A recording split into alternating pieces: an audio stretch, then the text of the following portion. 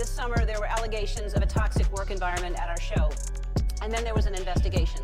I learned that things happened here that never should have happened. The truth is, I am that person that you see on TV. I am also a lot of other things. Sometimes I get sad, I get mad, I get anxious, I get frustrated, I get impatient, and I am working on all of that.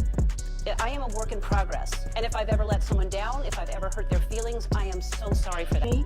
Liar, hypocrite. That's my reaction. She's known about this for 17 years. She's created this culture. I was there from day one. We were all petrified of her. She was not nice. We've learned that after 14 weeks of hiatus, Ellen returned to her studio here at Warner Brothers last week and pre-taped her eagerly awaited season premiere. Like most talk shows during the pandemic, there was no live studio audience allowed inside. It really seemed like an effective PR spin. It was perfectly done, but I think that that's exactly what Ellen needed to do. It's very clear that Ellen wanted this to be perfect. Her and her producers and her writers, they clearly spent a lot of time and put a lot of thought into this. They want to do this and they want to move on and move forward and probably never talk about the allegations again. Being known as the Be Kind Lady is a tricky position to be in. So let me give you some advice out there. If anybody's thinking of changing their title or giving yourself a nickname, do not go with the Be Kind Lady. Ellen is undoubtedly a smart woman, and here's what you need to know. While we mean no disrespect to those who have passed, the spread of rumors has inevitably brought this matter to light. At this point, there isn't much concrete information available, but considering how quickly allegations against Diddy have escalated recently, it's likely that the full facts and details of this situation will emerge soon, much like we've seen with other high-profile lawsuits. I believe it's a lot of rappers, a lot of music people, a lot of executives that could not say no. Cat Williams said, you just gotta say no to Diddy. And it's a lot of people that couldn't say no. And they probably on tape because they couldn't say no. So you think it's possible that Diddy, he got footage of rappers in the stash just in case he got to use it for blackmail? It's a possibility. It's not far-fetched. If he was taping Cassie and he was having Cassie taped and everything like that, why wouldn't he do nobody else? She's the only one? I doubt it. Right, I mean, good point, man. But did you hear about that story from the actor Columbus Short? He told the story about how Diddy, he invited him to his house late at night. I believe him. I believe that Columbus Short, yo, bruh, why would that man come out? He got a whole wife or whatever, come out and say that Diddy did something that he didn't do. He could have said anybody else. But Columbus Short, he let people know straight out the rap. Yo, if they talking about some homosexuality and it's about Diddy, it may be true. Because he tried me. That's what he said. That's what Columbus Short said. He tried me. And you notice the guys that don't fall for that shit. They not popping in the industry. They not working. They not going to Hollywood. They not doing it because it's people like him that they cut short. Like Cat Williams said, when they don't give up their booty hole, they don't give up that sexuality, they cut them short. That means they not working in the industry like that no more. But looking at this lawsuit, right, why do you think Little Rod is naming all these people in this lawsuit? Witnesses. He needed witnesses. And whether they work for Diddy or not, if they get caught lying on the stand about anything and he has proof that certain things happen, my man, he put me in the lawsuit. I wasn't even around this. My name is in there. Your name is in there. You understand? So my whole thing about it is that he want enough witnesses, because you got to realize this. This is not a criminal case. This is a civil case. So now in a civil case, he has to prove that he was unjustly done. That Diddy did him wrong, because if you read the lawsuit, he financially said, yo, give me $50,000 and give me my publishing and we good. Diddy only gave him $29,000. and didn't give him none of his publishing. And he wrote 9 songs. So now he gonna add all these people, the chef and them seen Diddy walking around naked.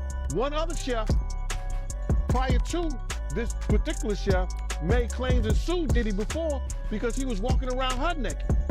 You know, Little Rod, he alleges that, you know, Diddy's son Justin was helping Diddy, you know, get underage girls. And I guess he was bringing them to parties. You know anything about that? I think Justin is the boy that could do it, if anybody. Him or either Quincy. You understand? Justin is a pretty boy. You understand? He look young.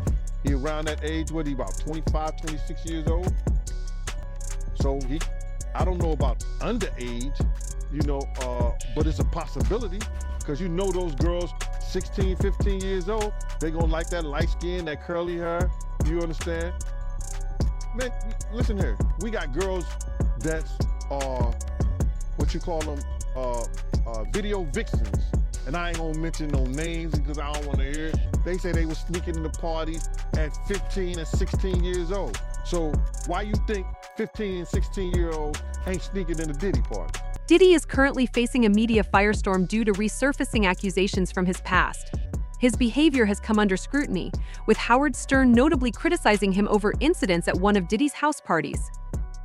Additionally, celebrity Usher has shared a surprising account of his experience at a Diddy party when he was just a teenager. He went into the bathroom, and then she came into the bathroom and tried to, throw herself on him. He didn't want to have nothing to do with her for whatever reason. And then when he came out the bathroom, she continued to try to do that and try to have sex, wanted him to have sex in front of Diddy and the rest of the people that was in there. You know, that's how they do, man. They try to use a girl that you might like or you may think you might like, or they think you might like her or whatever to convince you to lay down your guards with them. And he did. Yeah, that's crazy, man. And you're not surprised by none of this, because you said that Ja Rule, they did this to him, right? It was hard. There were a lot of things I seen and a lot of positions that I think I was put in where I had to make very, very tough decisions in my life about who I would be. I was 13 years old, and being 13, having that type of exposure, it was cool to go to Howard Homecoming with Puff. It was great to be able to go to Club USA or the Supper Club, with Puffy in that time, or the Tunnel. These are places that a 13-year-old probably should not be. Most kids will be excited about it. Most kids are trying to figure out, how to be around, hot girls, pretty girls. I'm around grown women, and I'm seeing them do things and have experiences that I'm not quite ready for. And I think that he was just trying to show me the lifestyle. However, that's not what I was there for. I was there because I wanted a career, man. So we would fight, we would tussle. More than often, I think Puffy would say, man, you gotta chill. Like, you just a little bit too intense. You gotta relax. Like, yo, man, I'm here to work, man. I ain't sang in a week. I'm 13 years old, like banging on this man as though, I am the manager. I am the spokesperson for Usher. And I'm telling him, look, you gonna put me in the studio, man. You got Biggie Smalls in there, you got Craig Mack in there. You're gonna make me a priority too. I'm not here to party with you. I don't wanna go to the clubs. Matter of fact, I'm too young to even be in here. Why you got me in clubs? I think as a kid, I realized, hey, look, that's not my ring. That's not my moment. That's not my bottle. That's not my drink. That's not my celebration. So I'm not here to celebrate. I wanted people to be excited about me the way they were excited about him. I wanted my own success. Twitch has now been linked to this ongoing narrative as the rapper's alleged former partner. Meanwhile, EllenDeGeneres has remained tight-lipped, possibly due to being compelled by authorities to sign an NDA or a similar agreement. However, Ellen has publicly disclosed why she never attended a Diddy party, shedding light on how she might have learned about what goes on at those gatherings, possibly through Twitch. In a past interview on the EllenDeGeneres show, Diddy shared some details about his infamous celebrations, while Ellen explained her decision to stay away. Diddy was a frequent guest on her show over the years, and it's now becoming clearer why that might have been the case. Tell me about your birthday party. Am I invited? Yes, you're definitely invited. I invite you to all my parties. You just haven't seen me show up. No, well, is it on the East Coast?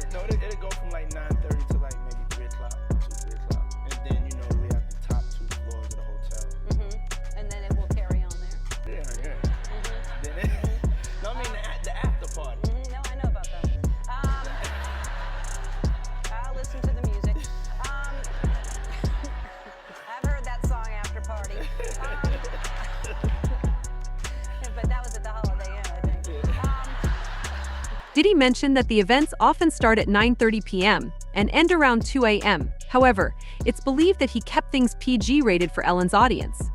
Despite his attempt to maintain a light tone, Diddy's parties have become a major topic of discussion. Interestingly, criticism of these gatherings seemed to surface even before any accusations became public. Uncle Luke, a rapper, recently opened up about why he left Diddy's parties early. He explained that he simply had no interest in knowing what happened after hours. This has led some to speculate that individuals involved in these events might have been targeted or blackmailed. These assumptions have fueled rumors, with some suggesting that such circumstances may have driven someone to an untimely and tragic decision. Yesterday was supposed to be a celebratory day, and then we got tragic news. Life is short and it's fragile, and we don't know how many birthdays we have, so we don't have to have a birthday to celebrate, just celebrate life. And if you haven't told someone you love them, do it now. Do it. Tell people you love. Before passing away from a head wound caused by a gunshot, Stephen Twitch boss reportedly left a note. Sources familiar with the investigation, who were not authorized to speak publicly, revealed that although the note's contents have not been disclosed, it led investigators to conclude that Boss's death was intentional. Motel staff discovered Boss's body on Monday, shortly after 11 a.m., when they entered his room following his check-in. The 40-year-old was pronounced dead at the scene, according to the coroner. Meanwhile, online rumors have been rampant as fans speculate about the reasons behind his tragic death. A recent report by TMZ noted that Boss had alluded to past challenges in a previous statement. While there have been theories about financial struggles, TMZ clarified that Boss was not experiencing financial difficulties before his death, and his family has not mentioned such issues. As the situation continues to unfold, clarity regarding the circumstances may emerge soon. Speculation remains, and many await further details to better understand the events leading to this heartbreaking loss. Hold on, let me just, I know this ain't got nothing to do with, but I'm gonna tell this story. It was this gangster, right? He said, when you go there, kill the father and kill his son. And the guy said, his son is only a baby, 4 years old. He said, his father was a rat, and he gonna grow up to be a rat too. It ain't no way that he gonna go down, you understand, and not take nobody with him. His father was murdered because he ratted out his team that he was working for. So you think he not gonna rat? Like father, like son, bro.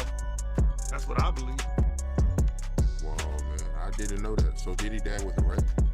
My man, I had a conversation with New York Freddie. Omar took me to a meeting because New York Freddie wanted to talk to me. He said, yo, I've been trying to get in touch with Russell Simmons, and I've been trying to get in tough touch with Puff, because I wanted to tell him the true story about his father. You understand? I said, yeah? Now this is New York Freddie, one of the biggest gangsters in Harlem. Puff's father used to work for his team. He was brought in by one of his best friends. So he's telling me the story how Russell Simmons used to work for him. You understand? He said, Russell Simmons used to take my laundry, you know, to the cleaners and everything. He said, I had a glass table with $1 million in my office. I had $1 million in a glass tape. You know what I'm saying? $100 bills in a glass tape. I said, yeah? He's telling me his whole stuff. He said, Russell Simmons used to work for me because I was starting a record label back then. I said, okay. And if you look up New York Freddie Myers, you can see when he was picked up with a whole lot of, he had stacks of money in his house in the basement in Mount Vernon. So he said to me, he said, yo, we had cops on the payroll. He gave a cop, one of the cops brought information. He had the paperwork and he had Puff's father's take confession. He gave him $10,000 extra for it, right? Puff's father told on their operation. New York Freddie told the guy who brought Puff's father into his crew, you gotta handle it. I want to handle it. So then he said, I wanted to handle it. So now the dude handled the situation. Puff's father was driving the cab. He met him on Central Park West and did what he did. And so I said to New York Freddie, I said, yeah? He said, and the guy who killed him was carrying the casket, crying the hardest at the funeral. Oh. Now, check this out. I was going to tell this story on my members only page on my YouTube channel, The Gene Deal Show. Only my members, hey, but I'm going to give it to you. It's this lady that told me she was dating Puff father at the time. Right? She was dating Puff father at the time. She said she was waiting on him because they were supposed to be going out to Smalls Paul. It was either Small Paul, she said, or it was this place up there on the Coon Bridge. I got it because she texted this whole thing to me, bro. It's crazy how she texted me this whole story. She said that she never knew why Puff father was killed. He said the word got through Harlem that he was murdered. You understand? And she went up to the bar the next day, and the same dudes was on his team that he worked with him, so with him. New York Freddy and their whole crew. He said they was in the bar laughing and talking like nothing had ever happened. She said, "Thank you, Gene, for telling me that story about New York Freddy and Diddy father, because now I know what happened to him." That's all for today. Don't forget to share your thoughts in the comments below. For more updates, click the bell icon to stay notified.